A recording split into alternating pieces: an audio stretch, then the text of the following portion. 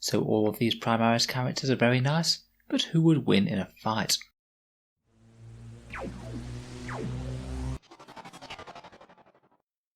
Hello and welcome back to Auspex Tactics, the strategy focused 40k channel, where we're all about getting the most out of our miniatures on the tabletop, though occasionally we are also about lining up our characters in one-on-one death matches and seeing who reigns supreme in single combat.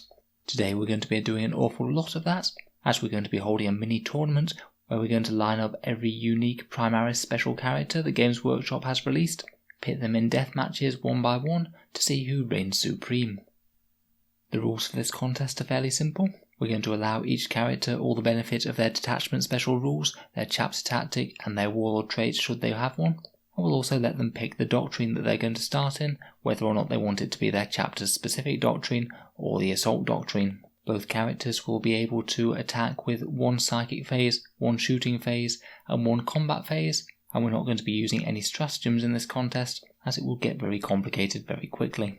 For the purposes of the shooting, we're going to be assuming that we're greater than 6 inches away, so no throwing crack grenades or things, but in the combat phase both characters will be able to count as charging for the benefit of shock assault or any other special rules that they have. I'll be mapping out the average damage of every single one of their attacks, and the winner of each fight will be the one who does the greatest percentage damage to the other character, so number of wounds inflicted as proportion to the wounds that that character has. So say if you put 2 wounds on 8 wound Calgar here, you would score 25%, as you've taken down a quarter of his wounds. We're going to be doing this little tournament with a group stage and then a semi-final and final, a little bit like the World Cup, and unfortunately 10 is a slightly wonky number, so we've randomised them into 2 groups of 3 and 1 group of 4. One character will go through from each group of 3, and 2 characters will go through for the group of 4, and the winners will duke it out in the semi-finals and final. Here are our contestants then. We have Mephiston of the Blood Angels, Torgaradon of the Imperial Fists, Marnius Calgar of the Ultramarines, Adrax Agatone of the Salamanders, Master Lazarus of the Dark Angels, Kavan Shrike of the Raven Guard, Kosoro Khan of the White Scars, Ironfather Phyros of the Iron Hands, Chief Librarian Tigurius also of the Ultramarines, and Ragnar Blackmane of the Space Wolves. Of this lineup I'll be very impressed if anyone can pick the winner, and maybe even have a stab at second and third. We will be getting a gold, silver and bronze medalist out of this contest. I've now randomised the characters into groups. There's Marnius, Tigurius and Shrike in group 1, Tor, Lazarus and Ragnar in group 2, and the rest are all in group 3. Let's make a start with group 1 then, and start pitting our Primaris characters against each other. First up we have an all-ultramarine contest with Tigurius versus Calgar. Tigurius casts a reliable smite with the Rod of Tigurius and also casts Might of Heroes to soup up his combat abilities. The smite causes 1.9 wounds after the chance of failure or 23% damage on Marnius, the bolt pistol dealing a measly 1% damage. His Rod of Tigurius is pretty potent at strength 8, but Marnius Calgar halves incoming damage, meaning that it only deals 1.7 wounds on average. In return, Calgar hits back hard, the Gauntlets of Ultramar dealing 1.9 wounds and shooting, and with a mighty 7 attacks, strength 8 and multi-damage, he deals a whopping 9 wounds in melee as well, not helped by Tigurius' lack of invul save. Calgar wins this one heftily, 218% to 45%. Next we have Tigurius facing off against Kavan Shrike of the Raven Guard. Tigurius opts for the same strategy, his smite being proportionally stronger as Shrike only has 6 wounds, and his Rod of Tigurius being a lot harder hitting as strength 8 wounds toughness 4 on 2s. Unfortunately for Tigurius, Shrike is a pretty deadly character killer.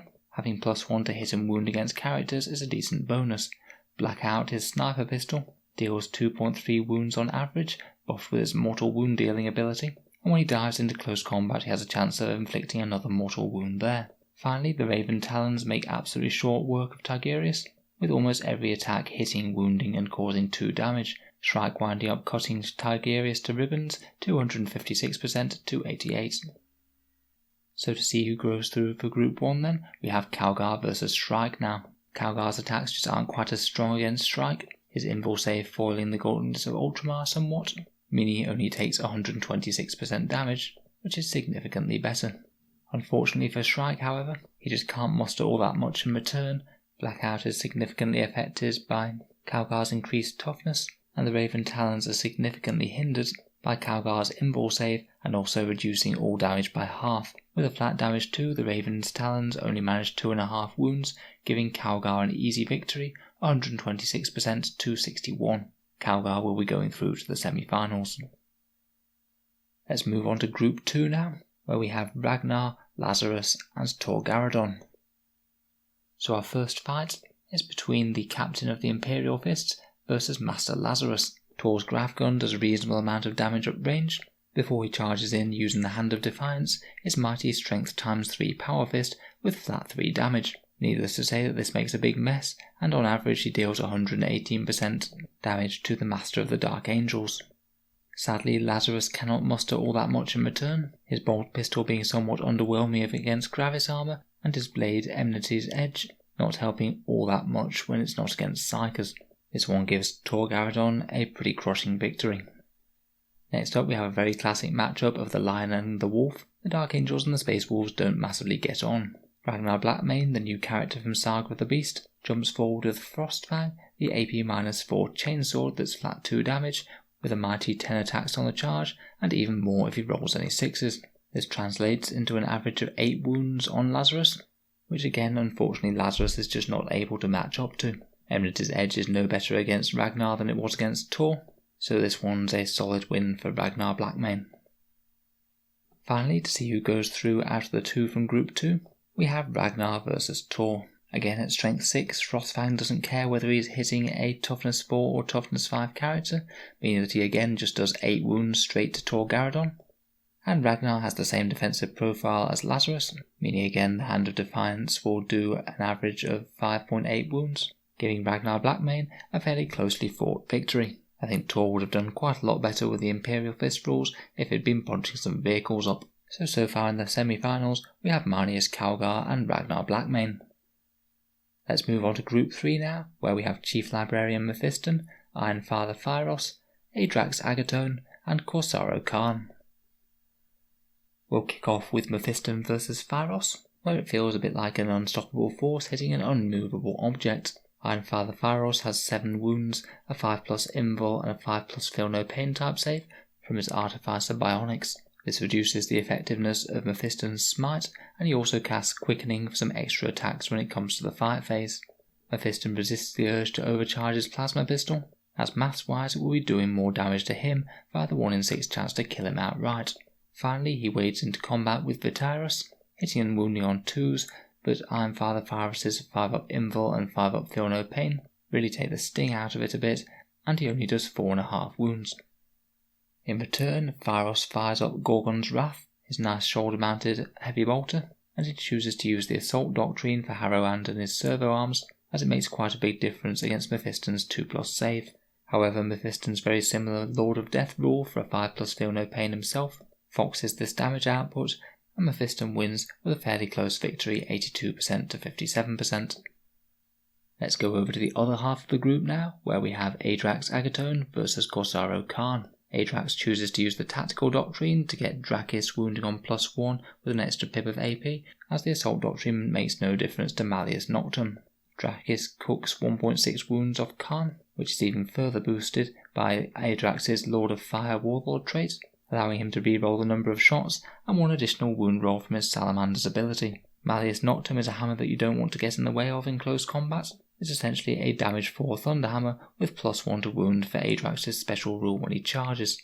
This combined with his rerolls means that he wounds with most attacks and causes 10 wounds damage to Khan. In return, Khan fires back with his bolt pistol and uses Anzuk, his bird of prey, to attempt to inflict a mortal wound on Adrax. When he charges into close combat, Moonfang is pretty potent, 6 strength 6 attacks with D3 damage. He gets +1 damage for the White Scar's Assault Doctrine, and gets to reroll wound rolls and damage against characters. Even so, it's just not quite enough, with Adrax's Cloak meaning that he's -1 damage, and despite on average both of these characters killing each other in a single fight phase, Adrax does win, dealing far more damage to Khan. Next up we have Adrax versus Phyros. In terms of damage output, Adrax's cape really deflects the attacks of Harrowhand and Gorgon's Wrath, taking far less damage than he otherwise would have. Despite Phyros' very decent durability, Adrax is still easily able to carve through him in a single assault phase. Now we come to Mephiston versus Khan. Mephiston again deals some mortal wounds with Smite and uses Quickening for additional attacks, dealing hefty damage to Khan and lightly killing him in one fight phase.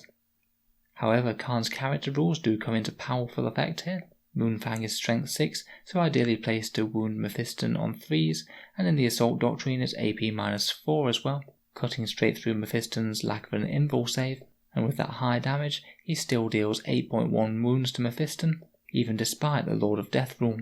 Overall, this means that Khan beats out Mephiston 141 to 115, easily defeating one of the fightiest characters the Blood Angels have to offer.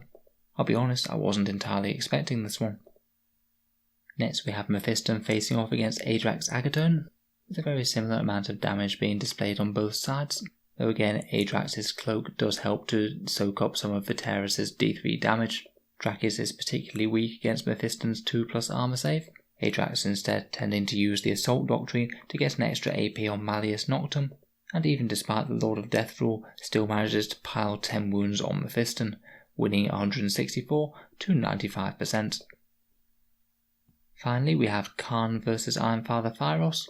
Again, mediocre damage from the Iron Father, but he is very survivable, but it's still not enough to save him from the Khan's fury. Moonfang cutting through his powerful bionics to win 127% to 76. Overall, this means that from our group of 4, we have Adrax Agaton and Corsaro Khan going through to the semi-finals. Adrax won 3, Khan won 2, Mephiston won 1, and poor Phyros won none at all. I've now randomised for who should be fighting who, and we have Calgar squaring off against the Khan, whilst Adrax will be taking on Ragnar Blackmane. First up, we'll do Calgar versus Khan. Again, the gauntlets of Ultramar fire up, dealing almost 2 wounds to the Khan, and a further almost 6 wounds in melee. Khan unfortunately only does limited damage from his shooting between the bolt pistol and Anzuk, and this time unfortunately Moonfang was just not enough in the fight phase. Despite all of those rerolls and extra damage, it just wasn't enough to make enough of a dent in Marnius' Armour of Heracles, which halves incoming damage and really blunts his attacks. Calgar wins 126% to 66, but I found it quite interesting that if you actually work it out point for point, they pretty much did the same damage in terms of numbers of points to each other. I have been checking the damage point for point as we went along to see if any of the characters were more efficient than each other when you take points cost into account, and so far this hasn't been a factor in any of the fights. If we were doing this as a point for point contest though, then Marnius and the Khan would pretty much draw in this round. I found that quite interesting. For the purposes of this contest though, it will be Marnius who is progressing. Next we have Adrax versus Ragnar. By now we very much know what Malleus Noctum does to toughness 4 characters, and it's not very pretty. Adrax punches 196% damage through on Ragnar, and unfortunately Ragnar's attacks are again blunted by Adrax's cloak, the damage 2 being halved to only damage 1. Despite all of those attacks, Ragnar just can't make enough damage through, and even if he could use stratagems such as his Touch of the Wild, it still wouldn't be enough. So now we have our final of Adrax versus Marnius Calgar. So it's Adrax versus Marnius then. The Salamander's Anvil of Strength and Master of Fire versus the Defender of Macragge himself. Adrax strikes, and for once Malleus Noctum is not able to just brutally end the life of Marnius in one go. The Armour of Heracles keeps him safe, meaning that it's only damage 2 rather than damage 4, which is a really big deal. Drakis is actually a really meaningful factor in this fight, dealing 1.1 wounds, the damage 1 not being affected by it being halved. So can Calgar stand up to this? The gauntlets of Ultramar fire up and do slightly more damage than Drakis, but not significantly, and when he attacks in melee, he does almost as much damage as Adrax, getting on average 3.8 wounds on him. This adds up to Marnius dealing a single percentage point less damage than Adrax, giving Adrax the overall crown, and I really couldn't believe how close this one was. Both of these characters have really good damage output, and also powerful rules that keep them alive for a lot longer than the other ones do, and that's what's given them the edge in these fights. I really was interested as to just how well balanced they are when they meet in close combat. Of course, if we did take points cost into consideration, then of course Marnius costs a lot more than Adrax, meaning that in purely fighting matters, Adrax is kind of superior. But bear in mind that in a real game, Marnius' Chapter Master abilities are pretty considerable, granting full rerolls to everyone nearby, and that makes up a large part of his points cost value. So here we have our final podium then. In a third place playoff off screen, Khan managed to beat out Ragnar. I was honestly pretty surprised at just how good a brutal character killer Khan actually is. If he can make it into close combat with characters, he really is punching as hard as the best of them. Marnius Calgar takes second, and our winner is Adrax Agatone. It's a victory for the Salamanders. Thank you very much for listening to another Auspex Tactics video. Hope you've enjoyed the little fight. If you'd like to see more 40k content, feel free to subscribe. We have plenty more 40k things coming out every day. If you'd like to support the channel, I do have a Patreon page down in the description below, which helps keep the videos coming and helps keep this channel going, so any support that you can spare is greatly appreciated, and as always a big thank you to those who are already supporting. In any case, thanks for listening, it's been a fun video to make, and I'll hope to see you guys next time.